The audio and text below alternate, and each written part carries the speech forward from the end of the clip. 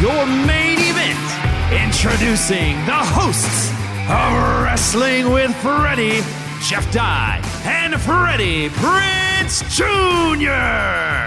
Ladies and gentlemen, welcome back to a brand new episode of Wrestling with Freddie, except today we have Mr. Jeff Dye back, so it's Wrestling with Friends. My good friend, how art thou? That's Shakespeare. Feeling good, my man. I was traveling last week for like a celebrity softball game in Nashville. So I couldn't, it was right when we were filming. It was right when we tape, which was not good. But I did get to play softball with Summer Rae. I was about to say. Yeah, from WWE. Tell everybody what you did in that stupid video that you sent me.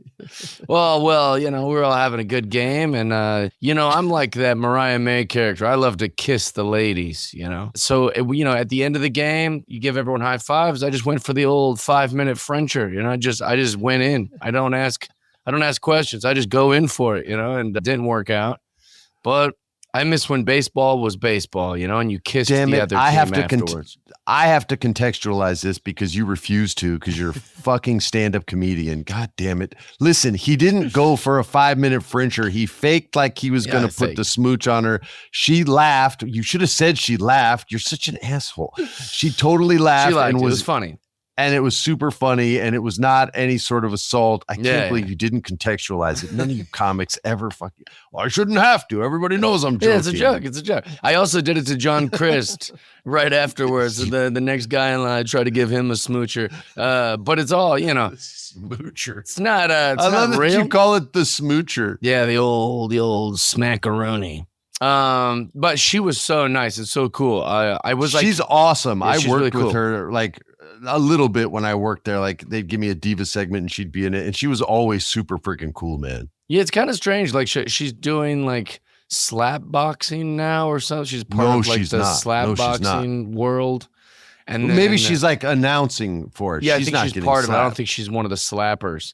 No, but it's why get out of wrestling? You did good. You were at the top of the mountain. What are you doing?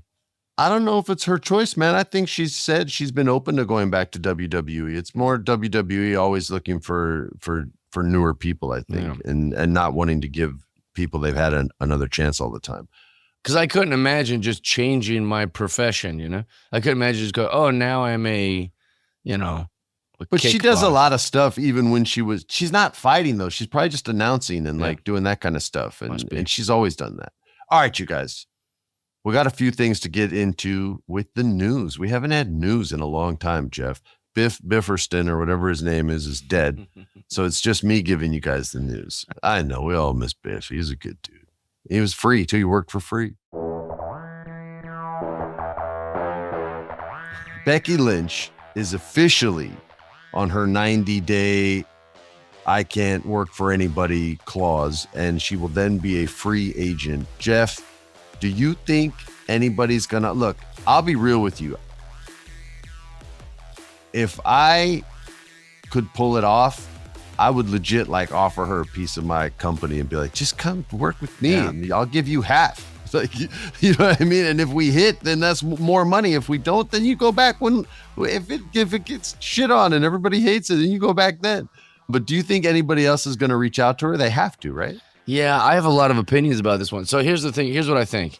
I mean, I know Tony Khan's going to offer her the house. You know, like he's going to be like, come, like, because he, you know, they're in a war. We're in a war. Nobody wants to talk about it, but AEW and WWE, this is brutal. They're out for each other's throats. This isn't play along happy time. And you know, you can tell that by the way that they love to talk about each other's ratings. They'll always be even dishonest about the numbers of the ratings. Like they're out to kill each other, no matter what, no matter how much fun we're having so much wrestling right now, they want each other dead. So Tony Khan's definitely coming for Becky. I think wrestling's going to also WWE's also going to throw a ton of money at Becky. Also, I believe that she's going to have anything she really desires to come to either. But I think what she's doing is she's going to take some time off, some well-deserved time off, hang out with her husband, hang out with her family, you know, be with her kid. And I think she's going to put the blitz on her agency to be like, get me some Hollywood stuff. Let me see movies. She's always wanted to act. She's an actress. She's a great actress. I'm thinking like, you know, whenever Roman Reigns goes away and like he's in a film or something, everyone goes, He's going to see what he can do in Hollywood. But like, why aren't we doing that with Becky right now? Becky wants to be an actress. She wants to be a star. That makes the most sense. So she's probably, my contract's up. I'll take a little bit of time. It's not like I can't come back whenever I want. And she's probably just going to take some time with the family and read some scripts and see what she can get into Hollywood-wise. If the women's numbers dip at all, she could legit ask for the moon. Oh, yeah. If their numbers dip, like when MJF was off TV, they lost ratings because of that. Mm-hmm. And it shows you the value that he has for that company. With Becky, I think it's even more so because she got over like almost no woman's ever gotten over before when she got that bloody nose and was wearing the blue Monday Night shirt. Like that was, or SmackDown shirt, sorry. That was such a pivotal moment for her. I legit think she could ask for the moon. I think she could ask for like the Randy Orton kind of money, that top shelf money. Also, Becky's smart enough. All these wrestlers are smart enough. And as fans, we're smart enough, whether we acknowledge it or not, that nothing makes you more popular than not being there. The return is what everyone wants. The heel turn is what everyone wants. And the brand change is what everyone wants. You're never hotter than when you just come back like that big pop of like, we haven't seen them in a while. Oh, sure. Now they're a bad guy, or now they're a good guy, or now they're on WWE, or now they went from on WWE to AEW. That's when you're the hottest. Dude, every single day on the wrestling stuff that I watch and love, they're talking about Uncle Howdy. How much do you think they're going to be talking about Bo Dallas and Uncle Howdy when he actually returns? Probably not very much. But the fact that they're teasing the return and they're giving you these hints and that's what wrestling fans want. CM Punk this, CM Punk that. Now the CM Punk's back. How much CM Punk are we talking about? So it's really like Becky's brand just gets hotter the longer she holds out, the longer she doesn't, we don't know where she might land or be. Whereas in 3 months ago, Becky was just another person in wrestling that we loved and occasionally talked about, but you're never hotter than when the contract is up or you might be able to go somewhere else. Yeah, I hear you on that. Yeah. All right. Here's someone else that has now given their notice straight up. Yeah, you're not resigning me. I don't want to work here anymore. Thank you. I'm not saying it was hostile because I have no idea, but Ricochet is bouncing. And Will Ospreay on social media has been talking a lot about Prince Puma, King Ricochet. AEW seems like the spot for him. I mean, I know he's done Japan and he's wrestled all over the world, but when these people are talking like that, I feel like they're also talking privately as well. And I feel like conversations have been had, and it seems like AEW is where Ricochet is going, and he could thrive there, I think. I think he's one of the best wrestlers in the business. But the thing with Ricochet is that like he should be more famous. He should be a bigger star. He was like very, very talented. If someone like Will Ospreay says publicly like why aren't they using him better? Dude, that must have been the second that was said. Ricochet's like, I'm out of here. Yeah, for sure. They have to be bros in real life. And it was like, for sure, just come over here. But Don't to resign. Just say something like that, that'd be like someone being like, I don't know why Jeff Dye lives in Los Angeles. He should be in Austin doing my comedy club. And I hear Rogan say that. I'm like, I'm out of here. I live in Austin now. And that's kind of the same thing that happened there. It's like WWE didn't stand a chance of re-signing Ricochet. Once he hears Will Ospreay say that about him. And so I think I read somewhere, I heard that like once he lost to Logan Paul, he was like, yo, I'm out. Interesting. I don't know if that's true, but it's just some shit I read online. Well, they're writing him out of creative right now. And they certainly are. He out. He's going to get killed by Braun Breaker.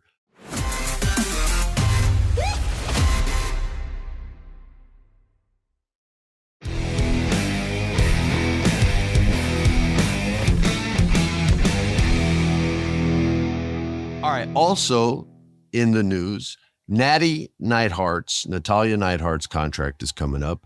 I feel like Natalya's a lifer no matter what. So whether she continues to wrestle or transitions into a producer role and starts agenting and helping, build the matches for some of the women or men, because she's been doing it for so long, I feel like that's her future. But I don't see her ever leaving the business. I don't see her wrestling anywhere else. I don't see her ever going to.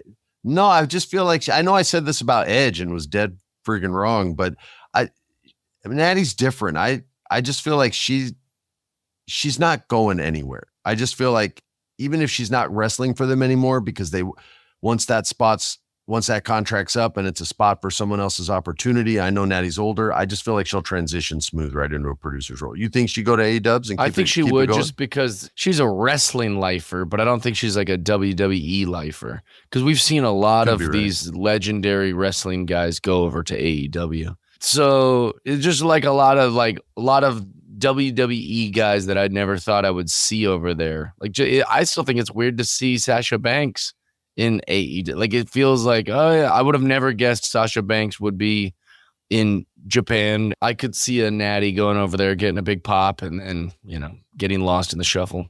Yeah, and see, I don't want that to happen. So maybe I'm picking more with my heart, because I wouldn't want to see her get lost in the shuffle. That's why I feel like a smooth transition, like in a Martin Scorsese movie, a smooth transition into producing matches, maybe. She's lost in the shuffle now, though, at WWE, don't you think? Well, she's there to get other girls over right now. She's there to help them learn the ropes, make them look good in their matches, and show them how to have a good match without her. If you notice, all the young people's best matches are always against Natty, because she's the one telling them what to do in there and helping them tell the story. So that's why I think she'd be a good producer. Chad Gable. His contract ended as of June 7th, and he's in the middle of a storyline. And he's wrestling for the Intercontinental title against Sami Zayn at Clash of the Castle, which we're going to do our predictions for this week, since I'm King of Predictions, Freddie Prinze. That's my name. I like that name. And because his contract is up, I don't see any situation where he can win. So that should be the easiest bet of the week, unless somehow somebody knows that he's secretly re-signed already. But you can't give the title to somebody who's not under contract. That would be psychotic. So I don't know. Maybe he's re-signed and they just haven't announced it yet and nobody's found out yet. But if you find out and you want to have a little wager with your friends, I would definitely not bet on Chad Gable. I would bet against the man. Any comments on Mr. Gable, sir? Yeah, I think he stays in WWE. I don't think there's too much interest anywhere else. Although Chad's great, and he's probably doing a great job. He's doing a great job, and I think he's the highest he's ever been as far as what he's doing at WWE. So I think he stays for sure. Yeah, I can't see him really going anywhere else. All right, sir. Let's get to the heart of the show. Predictions. Yeah. Clash at the Castle. Wrestling is worldwide now. AEW is selling out London. WWE's selling out Wales, selling out Germany, selling out France, selling out Scotland now. Everybody's selling out everywhere in a good way. Or Seth Rollins would say, they're buying in. Remember that storyline? Oh, heck yeah. I love that. Anyway, Clash at the Castle, the World Heavyweight Championship. We have Damian Priest, the champion, versus Shady Champion, though. He won with Money in the Bank cash-in, versus Drew McIntyre on his home turf. The last time he was close to his home turf was in Wales against Roman Reigns, and he could not bring it home that time. Can he bring it home this time? Our producer, Alex, who is still very upset that he lost to me in the predictions, to King Predictor. I'm the predictor. He picks Drew McIntyre to win in his hometown. Jeff. Do you have the guts to pick Drew McIntyre, or are you going to be smart like me and go the other way? I think our producer is correct. I think that this is a makeup call. In the sports. I love this philosophy. In sports, when you mess up one, you go, ooh, we kind of owe that guy, and you give him one. Drew got screwed by losing to Roman last time. The match was amazing, and all of us were at home like little orphans going, I think it's going to happen. I think he's going to beat Roman Reigns, and not even in America. I think it's going to happen. And what did we get? We got Drew Solo Sikoa screwing him over. We got Solo screwing him over. We got them forgetting to cut the live feed and watching him sing some song with Tyson Fury for no reason at all. It was a joke. And also, I think it actually pissed Drew McIntyre off. I think it pissed him off. I know it was a little embarrassing, but I think it actually made him angry. But I think we got a makeup call here. And this is literally 15 minutes from where Drew McIntyre grew up. So I think that we see a win. And it's not like a big deal because Damian Priest didn't really earn the championship. So it'll make him justified in trying to get that championship back because he didn't really earn it the first time. See, I think this is the match that justifies Damian Priest being champion. I think he's going to pull out the win. It would be so lame and weaken the Judgment Day so much to lose your very first defense, basically. I don't think the Rey Mysterio match was a championship match. That was just a match. But this is his first premium live event defense, and to lose it right away, unless the storyline is the Judgment Day has completely crumbled and fallen apart without Rhea Ripley. That's the only way I see it going, and I don't see that story happening just yet.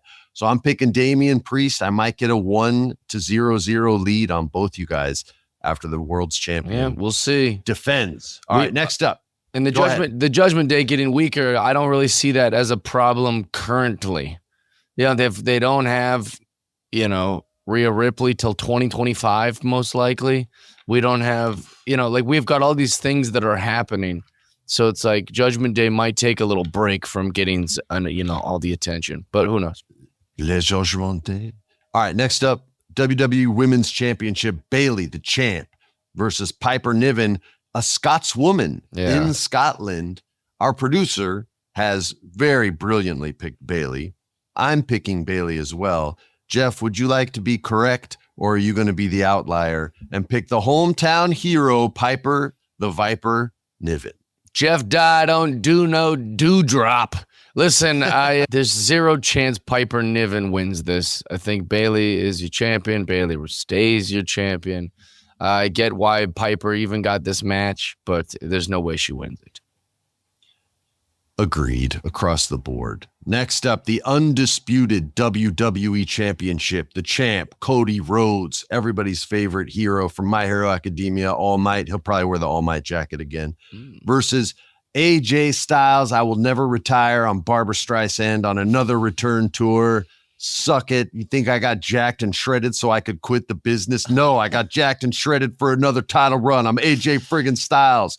All right, who's going to win this match? Our producer has picked Cody to retain. What do you say, Jeff? It is the Cody era, and I think Cody Rhodes ain't losing anytime soon, and he's definitely not losing in this country. So Cody Rhodes is Scotland. Yeah, in Scotland. I forgot what country it was.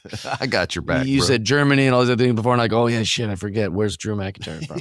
Yeah, I think Cody wins. I think that this is going to be a fun match, though. I'm excited to watch these guys go at it. We're all in agreement. I have Cody as well. I agree with you also. I think that's probably going to be the match of the night. Those two guys kick ass together. Next up, the Intercontinental Championship.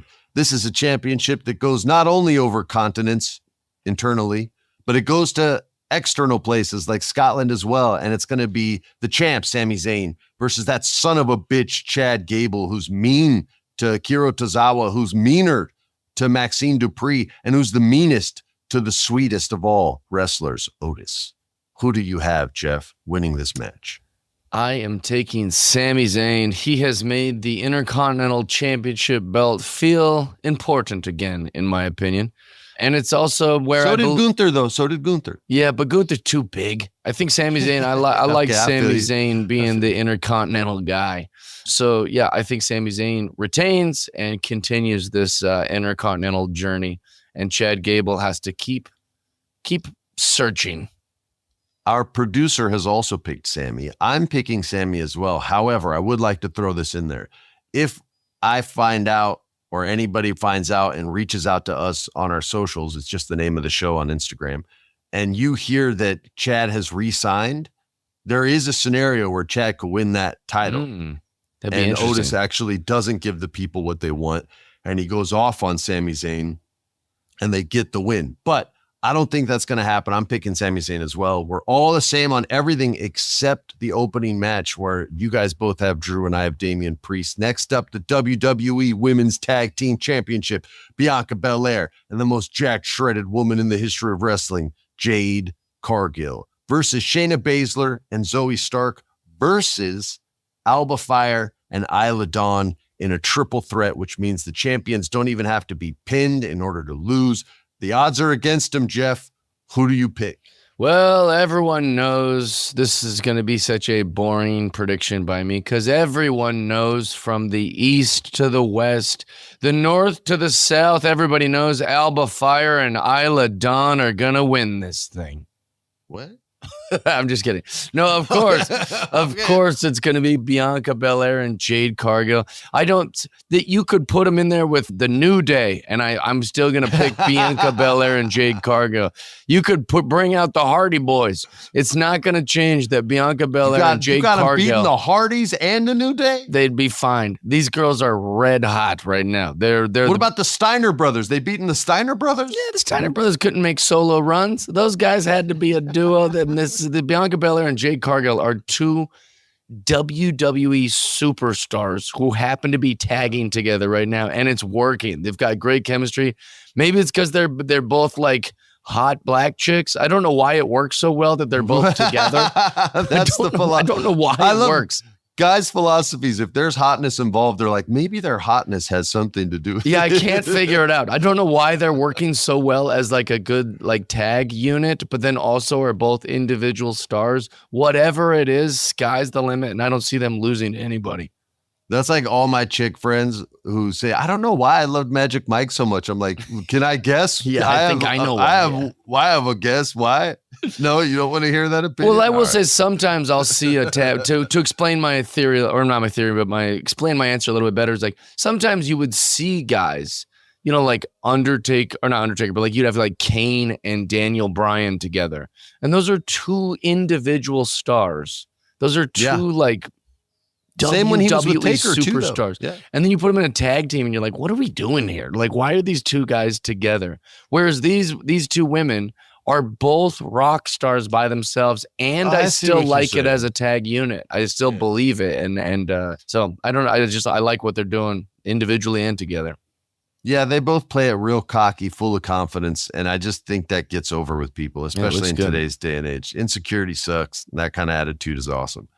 All right, now these are the only matches listed so far, so there will be a couple more. I'd say probably at least 3 more that get made that we don't get to pick, but I think we got a good list here. There's a chance for me to get ahead of you guys because I have one different than y'all. All 3 of us picked Jade and Bianca. Obviously, I didn't say much.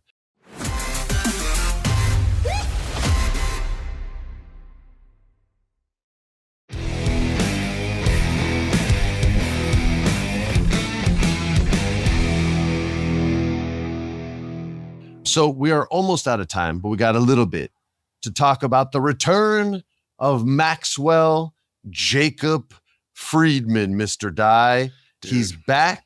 So good. He is still money on the mic. He's still money in the ring.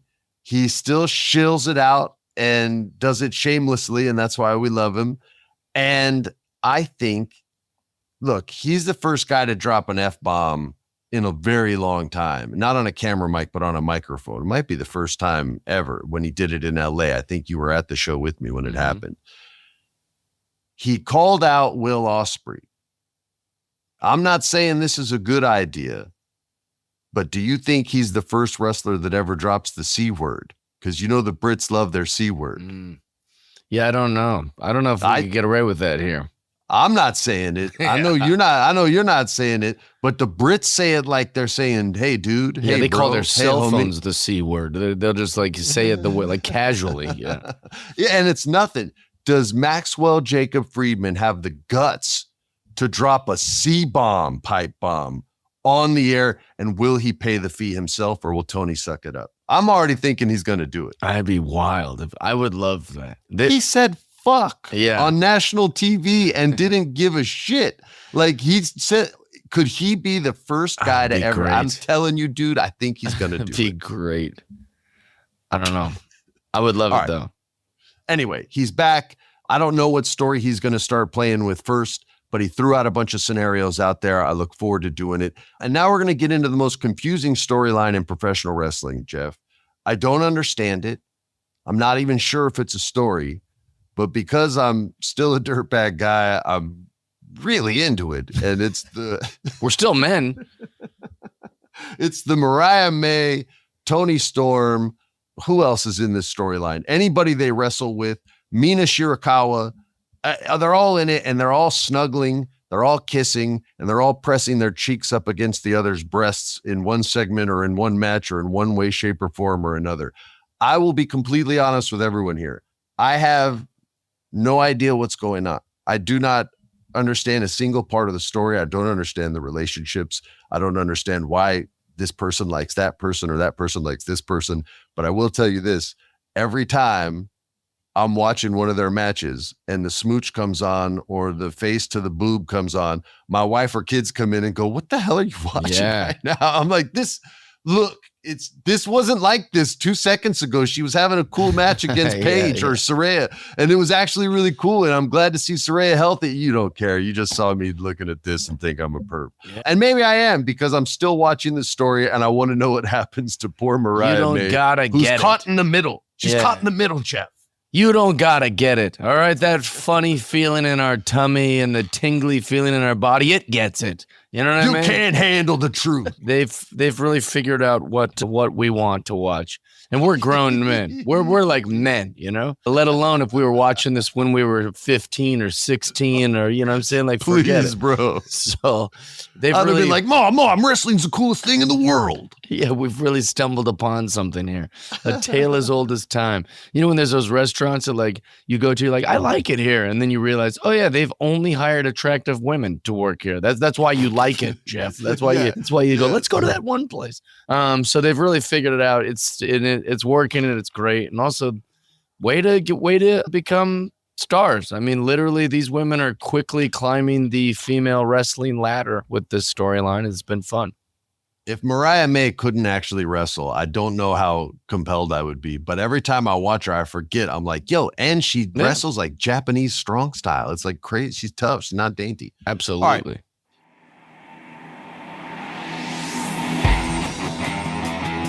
We're wrapping up the show, everybody. We've got a listener review, and this one comes from the SoCal King 32, baby, and he gave us 5 stars. You know why? Because he loves us.